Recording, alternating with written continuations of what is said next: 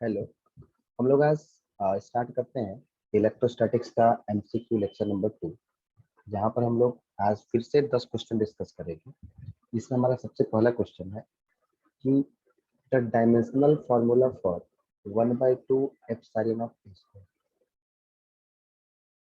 आपको बताना है क्या कि 1/2 एप्सिलॉन नॉट ए स्क्वायर का डायमेंशनल फार्मूला इन 4 ऑप्शन दिए गए हैं आपको एबीसीडी, इनमें से किसके बराबर है। मतलब ये is identical to that of, इनमें से किसके बराबर है। सबसे पहले देखते हैं क्या जो आपको ये टर्म दिया गया है कि 1/2 एप्सिलॉन नॉट ए स्क्वायर। इस टर्म को हम लोग बोलते क्या है। देखिए, इस पूरे टर्म को हम लोग बोलते हैं एनर्जी डेंसिटी इन इलेक्ट्रिक। इस टर्म को हम लोग बोलते हैं energy density in electric field.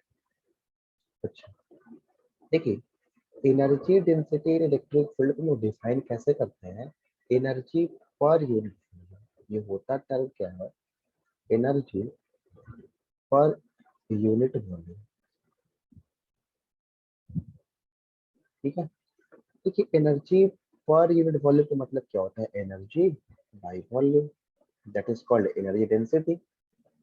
तो एनर्जी का डायमेंशन क्या होता है आपको पता होगा, ml/T², that is the dimension of energy.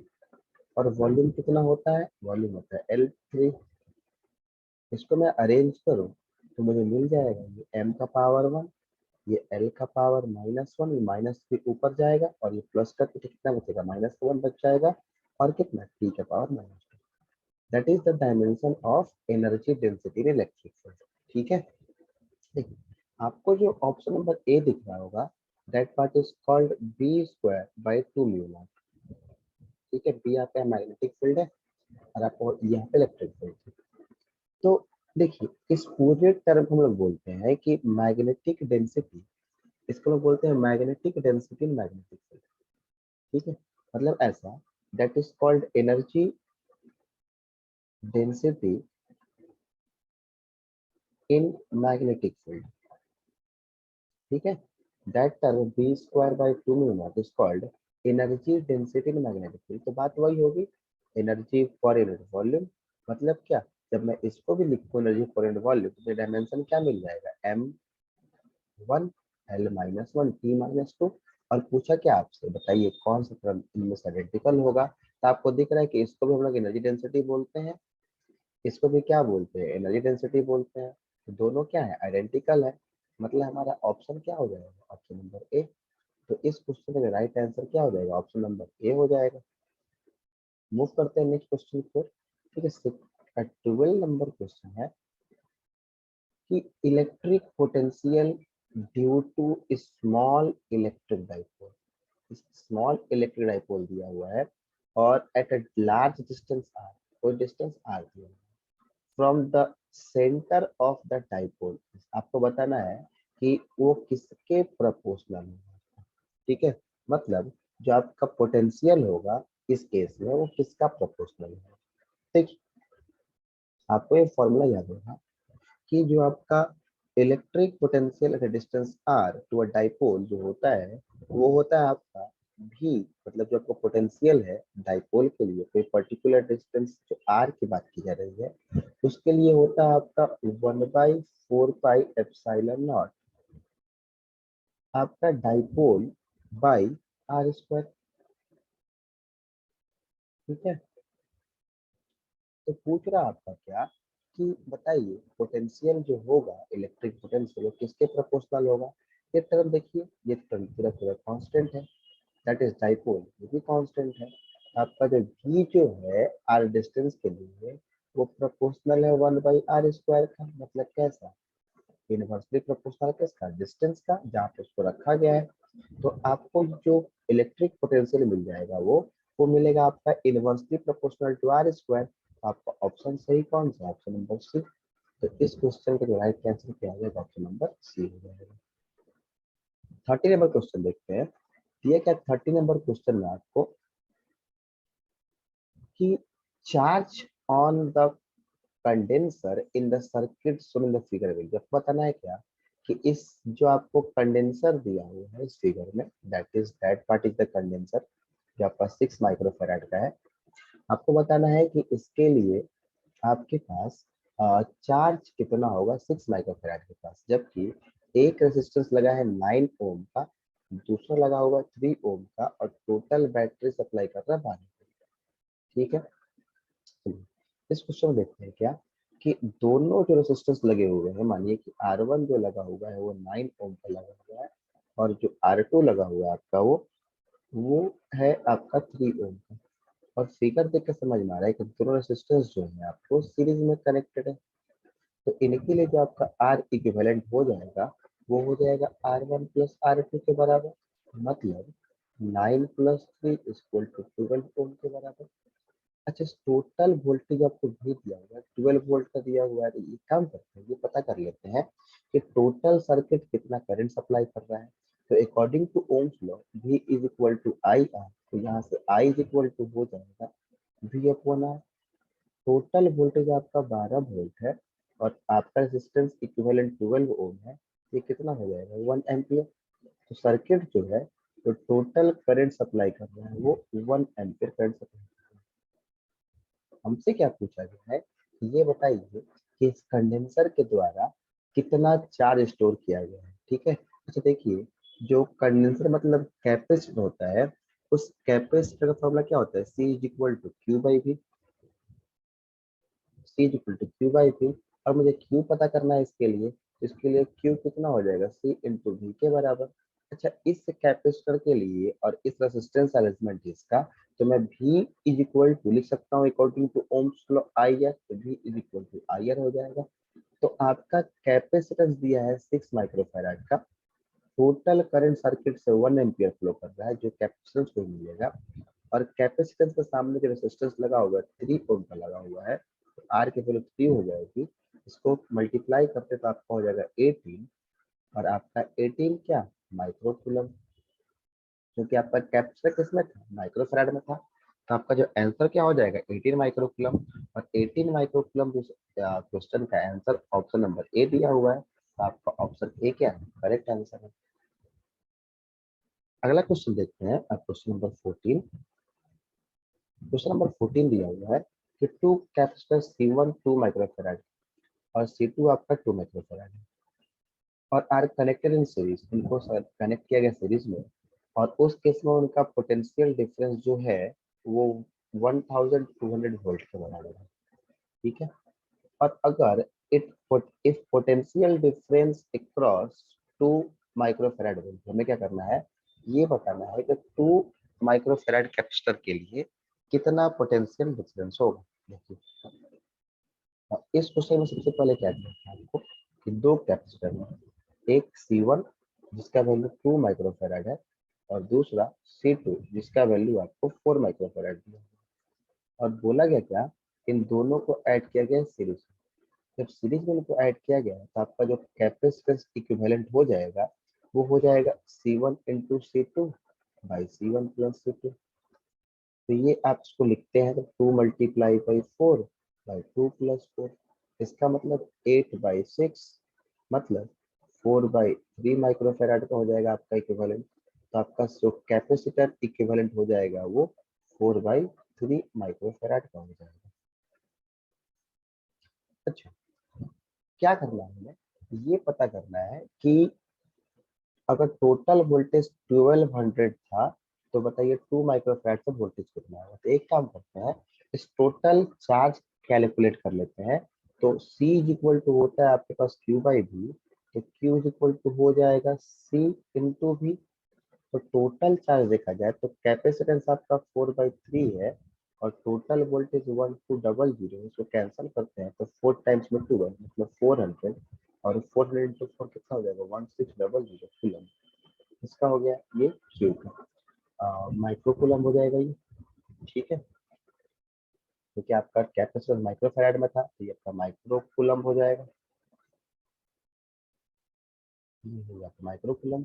अच्छा, अब क्या पूछा गया, तो बताइए पोटेंशियल कितना होगा 2 माइक्रोफैराड के लिए। देखिए, तो अगर मैं पोटेंशियल निकालूं 2 माइक्रोफैराड के लिए, तो इस बार आपके पास C का वैल्यू जो होगा 2 माइक्रोफैराड होगा, तो C is equal to Q by V।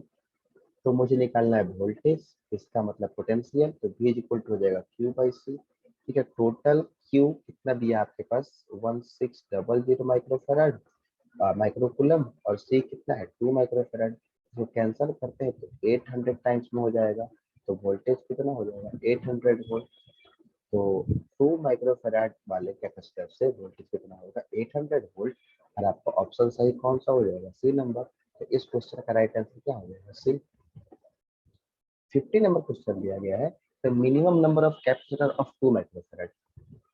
Minimum number of capacitor of 2 microfarad 2 microfarad और each required to obtain a capacitor of 5 microfarad. मतलब दो दो माइक्रोफेराड के कितने कैपेसिटर को अरेंज किया जाए कि आपको इक्विवेलेंट 5 माइक्रोफेराड मिल जाए। ठीक है, देखिए अगर देखो इस क्वेश्चन को, तो आपके पास जो टोटल कैपेसिटर का इक्विवेलेंट दिया हुआ है 5 माइक्रोफेराड दिया है, और मुझे पता है कि हर कैपेसिटर का वैल्यू जो है वो 2 माइक्रोफेराड के बराबर है। तो हमें नंबर पता करना है कितना कैपेसिटर लगा है कि मेरा इक्विवेलेंट 5 माइक्रोफेराड हो जाए। अच्छा ठीक है, ठीक है, मैं 5 माइक्रोफेराड को लिख सकता हूँ 4 माइक्रोफेराड प्लस 1 माइक्रोफेराड।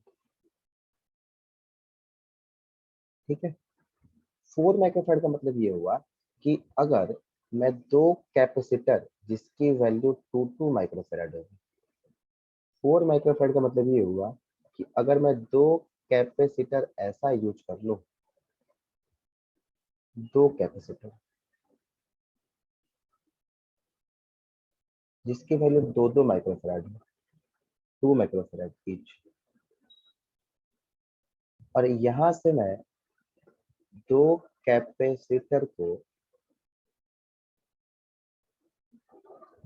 यूज करूँ 2 माइक्रोफेराड ईच, जिसकी वैल्यू है देखिए 2 माइक्रोफेराड के दो दो हैं, अगर मैं इन दोनों को कंबाइंड कर दूं सीरीज में, मुझे मिल जाएगा 1 माइक्रोफेराड। और मगर अगर इन दोनों कैपेसिटर को कंबाइंड कर दूं पैरेलल में, तो मुझे मिल जाएगा 4 माइक्रोफेराड। तो फिगर आपका होगा देखिए ऐसा, एक कैपेसिटर, दूसरा कैपेसिटर, एक कैपेसिटर, और ये दूसरा कैपेसिटर। अगर मैं ऐसा कंबाइंड कर दूं 2 माइक्रोफेराड इसके वैल्यू, इसके वैल्यू भी 2 माइक्रोफेराड, इसकी वैल्यू भी 2, इसकी वैल्यू भी 2, तो दो कैपेसिटर को अगर मैं अरेंज कर दूं पैरेलल में, और अगर मैं दो को अरेंज कर दूं सीरीज में, दैट इज दो और दैट इज दो, तो मुझे इक्विवेलेंट कितना मिल जाएगा 5 माइक्रोफेराड। दो कैपेसिटर और दो कैपेसिटर, दो किसमें पैरेलल में और दो किसमें सीरीज में, तो टोटल मुझे कैपेसिटर कितना चाहिए 4 चाहिए। तो इसका जो राइट आंसर हो जाएगा ऑप्शन नंबर ए हो जाएगा 4 कैपेसिटर। नेक्स्ट क्वेश्चन की बात करते हैं। नेक्स्ट क्वेश्चन आपको दिया हुआ है कि टॉर्क बताना है आपको, torque acting on electric dipole. Electric dipole अगर मोमेंट पी दिया हुआ है और इलेक्ट्रिक फील्ड इंटेंसिटी ई दिया हुआ है, तो बताइए टॉर्क कितना होगा। देखिए torque that is called tau. तो टॉर्क जो होता है टाउ, वो आपका फॉर्मूला होता है टॉर्क का P E into sine theta. ठीक है, टॉर्क का फॉर्मूला क्या होता है पी इंटू साइन थीटा। अच्छा देखिए आपको पता है कि vector A dot vector B होता है ए बी कॉस थीटा, और vector A cross vector B जो होता है वो होता है ए बी साइन थीटा। तो मेरे पास ए की जगह पर पी है, मतलब पी ई,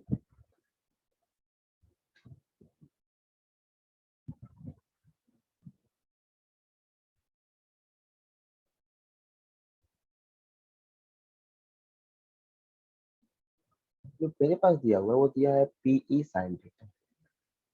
मतलब ए की जगह पर पी, तो पी वेक्टर, साइन थीटा मतलब क्रॉस होगा, और बी की जगह पर ई दिया है तो ई वेक्टर, मतलब P cross E is equal to हो जाएगा P sine theta.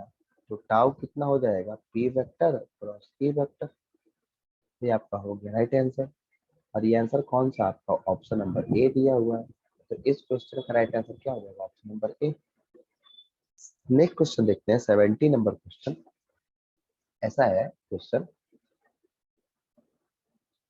The equivalent capacity, हमें इक्विवेलेंट कैपेसिटी बताना है बिटवीन ए पॉइंट और बी पॉइंट के बीच इन द गिवन फिगर। देखिए ए पॉइंट ये रहा, बी पॉइंट ये रहा, इनके बीच दो लगे हैं कैपेसिटर, 6 माइक्रोफैराड, 6 माइक्रोफैराड और एक और 6 माइक्रोफैराड। तो इनके लिए हमें बताना है कि इक्विवेलेंट कितना हुआ कैपेसिटेंस, कैपेसिटी इसकी। चलिए इसको मान लेते हैं C1, इसको मान लेते हैं C2, इसको मान लेते हैं C। तो फिगर देखिए, C1 and C2 are in series.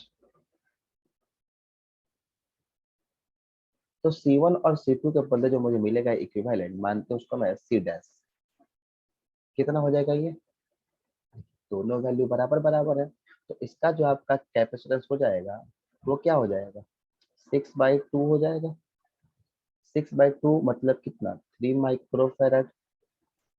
ठीक है, ध्यान रहे कि अगर C1 is equal to C2 is equal to C3 is equal to Cn, ऐसे बहुत सारे कैपेसिटर का अरेंज किए गए हैं जिसका वैल्यू इक्वल है अपने में, और ये सारे के सारे कनेक्टेड है सीरीज में, तो इसका इक्विवेलेंट का फॉर्मूला होता है C/n। C/n 3 माइक्रोफेराड हो गया। अच्छा अब देखिए, अब जो फिगर बनेगा आपके पास वो फिगर ऐसा बनेगा,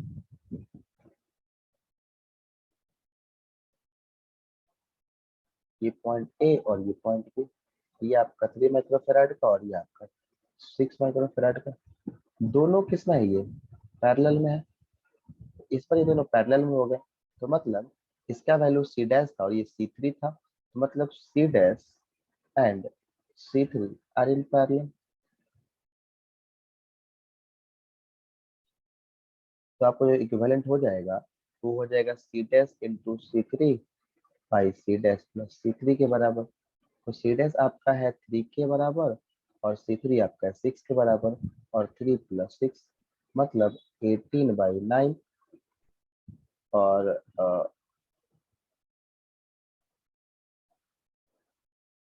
3 माइक्रोफेराड, और ये आपका 6 माइक्रोफेराड, दोनों किस में है?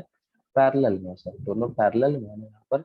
अगर दोनों पैरेलल में है तो पैरेलल वाले केस में जो आपका इक्विवेलेंट हो जाता है वो फॉर्मूला होता है C1 प्लस C2। ये तो पैरेलल में था दोनों, और पैरेलल वाले केस में फॉर्मूला क्या होता है? C1 plus C2। तो अगर फॉर्मूला होता है C1 प्लस C2 तो मैं इसको लिखता है ऐसा कि C dash plus C3। C dash आपका 3 है और C3 आपका 6 है, तो ये 9 हो जाएगा, और 9 क्या? माइक्रोफेराड। आपका करेक्ट ऑप्शन कौन सा? Option number C. इस क्वेश्चन का राइट आंसर क्या हो जाएगा? Option number C. 80 number question देखते हैं। 80 नंबर क्वेश्चन दिया हुआ है कि the power of electric circuit, आपको बताना है इलेक्ट्रिक सर्किट का पावर क्या होता है। अच्छा, इलेक्ट्रिक सर्किट का पावर मतलब हमें पी बताना है कितना है। पावर इज इक्वल टू क्या होता है? Rate of doing work. Power is equal to rate of doing work, मतलब power is equal to rate of doing work. ठीक है, देखिए पावर क्या होता है आपके पास? Rate of doing work. तो हम पावर को लिख सकते हैं ऐसा कि work of one time, rate of doing work is called power, P equal W/T। अच्छा, अगर P इक्वल W/T, मुझे ये बताना है कि इस पावर का रिलेशन VR या फिर I, इन में से किससे होगा। ठीक है, देखिए मैं P को लिख सकता हूँ। अच्छा, वर्क जो यहाँ पर आपके पास होगा वो हीटिंग इफेक्ट के बराबर होगा। ठीक है, जितना हीट प्रोड्यूस होगा इलेक्ट्रिक सर्किट के द्वारा तो वही उसका वर्क होगा। तो आपको पता है कि उसका हीटिंग इफेक्ट क्या होता है? H is equal to I² RT, और बाई कितना? T। T से T कैंसिल हो जाएगा, तो P कितना बचेगा? I² into R। ठीक है, I इंटू आर। देखिए I इंटू आर मतलब I² हमारे ऑप्शन में है नहीं, मतलब हमें कुछ और सोचना पड़ेगा। तो अगर देखा जाए according to Ohm's law, V is equal to IR होता है। ठीक है, और मुझे रिलेशन चाहिए V और R के फॉर्म में, तो यहाँ से आपका R को मैं लिख सकता हूँ, R के फॉर्म में चाहिए मतलब मैं I को लिख सकता हूँ क्या? V/R। तो I की जगह मैं V/R पुट कर दूँ तो V² बाई R का होल स्क्वायर, मतलब V/R I के लिए और उसके स्क्वायर इंटू R। ये क्या हो जाएगा, B square by R square into R, ये एक आर से एक आर कैंसिल हो जाएगा, तो ये बच जाएगा कितना, बी स्क्वायर बाई आर। तो पावर आपका कितना हो जाएगा, ये पावर आपका हो जाएगा बी स्क्वायर बाई आर के बराबर, और ये आपका ऑप्शन सही कौन सा हो जाएगा, ऑप्शन नंबर आपका सी हो जाएगा। तो इस क्वेश्चन का राइट आंसर क्या हो जाएगा, ऑप्शन नंबर सी। देखिए P is equal to V into I भी होता है एक फॉर्मूला, आप ये भी ध्यान रखेंगे, P इज इक्वल टू होता है V into I, power is equal to volt into current, ठीक है। और मुझे पता है according to Ohm's law V is equal to I R होता है, तो मैं यहाँ से I इज इक्वल टू क्या लिखती हूँ, V बाई आर लिख सकता हूँ। और मैं इस I के वैल्यू को अगर यहाँ पुट कर दूँ इस वाले पार्ट में, मुझे क्या मिल जाएगा, P is equal to V into V by R, मतलब P is equal to V square. तो इससे भी क्या मिला मुझे, V स्क्वायर बाई आर, मतलब राइट आंसर क्या है आपका, option number C. Next question है कि what is the SI unit of self inductance. ध्यान देंगे, सेल्फ इंडक्टेंस का जो यूनिट होता है वो हेनरी होता है, ठीक है। सेल्फ इंडक्टेंस का जो होता है यूनिट, वो क्या होता है, हेनरी होता है। 20 नंबर क्वेश्चन है कि 64 identical drop each of capacity 5 microfarad combined to form 64 identical drops है, हर की कैपेसिटी आपकी 5 माइक्रोफैराड है, और क्या बोला गया, combined to form a big drop, उनको जोड़ करके एक बड़ी ड्रॉप बनाई गई, और बोला गया कि what is the capacity of big drop. आपको ये बताना है कि बिग ड्रॉप का,